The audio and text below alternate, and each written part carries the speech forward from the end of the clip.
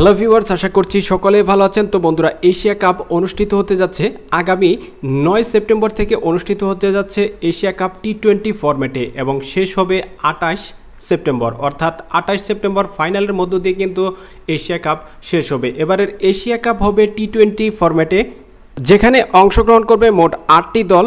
Group থাকবে 2টি। 8টি দলের মধ্যে রয়েছে India, Pakistan, Oman, Hong Kong, Bangladesh, Afghanistan, Sri Lanka এবং ইউএই। মোট এই 8টি দল অংশগ্রহণ করবে।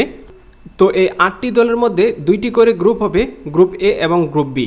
গ্রুপ এতে থাকবে 4টি দল, গ্রুপ বিতে থাকবে 4টি দল। তো সেই হিসাবে গ্রুপ এতে রয়েছে ইন্ডিয়া, ওমান, পাকিস্তান এবং ইউনাইটেড আরব আমিরাত। তো এই 4টি দল রয়েছে। এই 4টি দলের মধ্যে 3টি করে ম্যাচ হবে।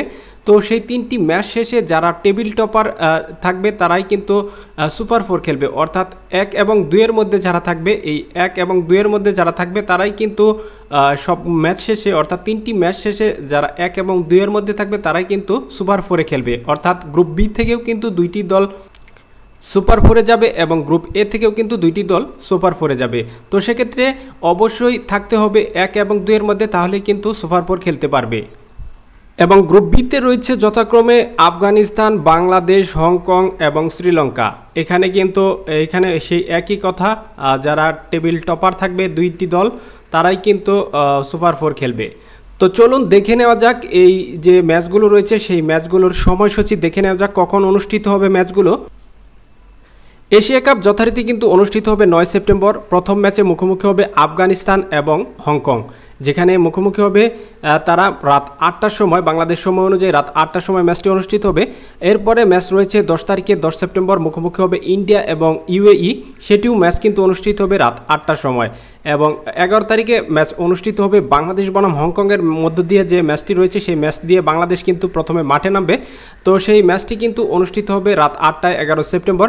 12 সেপ্টেম্বর অনুষ্ঠিত হবে পাকিস্তান এবং ওমানের ম্যাচ, সেই ম্যাচটিও কিন্তু অনুষ্ঠিত হবে রাত 8টায়। 13 তারিখে ম্যাচ রয়েছে বাংলাদেশ শ্রীলঙ্কা, সেই ম্যাচটিও কিন্তু অনুষ্ঠিত হবে রাত 8টায়। 14 তারিখে ম্যাচ রয়েছে ইন্ডিয়া এবং পাকিস্তান হাই ভোল্টেজ, সেই ম্যাচটিও কিন্তু অনুষ্ঠিত হবে রাত 8টায়। 15 তারিখে কিন্তু 2টি ম্যাচ অনুষ্ঠিত হবে। প্রথম ম্যাচে মুখোমুখি হবে ইউএই এবং ওমান, সেই ম্যাচটি অনুষ্ঠিত হবে বিকেল 4টায়।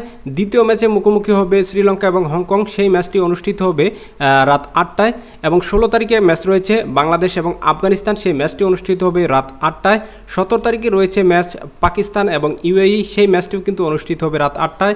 এরপরে রয়েছে 18 তারিখে ম্যাচ রয়েছে, সেই ম্যাচটি অনুষ্ঠিত হবে শ্রীলঙ্কা এবং আফগানিস্তানের মধ্যকার, সেই ম্যাচটিও কিন্তু অনুষ্ঠিত হবে রাত 8টায়। 19 তারিখে গ্রুপ পর্বের শেষ ম্যাচ রয়েছে, সেই ম্যাচে মুখোমুখি হবে ইন্ডিয়া এবং ওমান, সেই ম্যাচ অনুষ্ঠিত হবে রাত 8টায়। এরপরে অনুষ্ঠিত হবে সুপার 4-এর ম্যাচ 20 তারিখে, 21 তারিখে, 23 তারিখে, 24 তারিখে, 25 তারিখে এবং 26 তারিখে।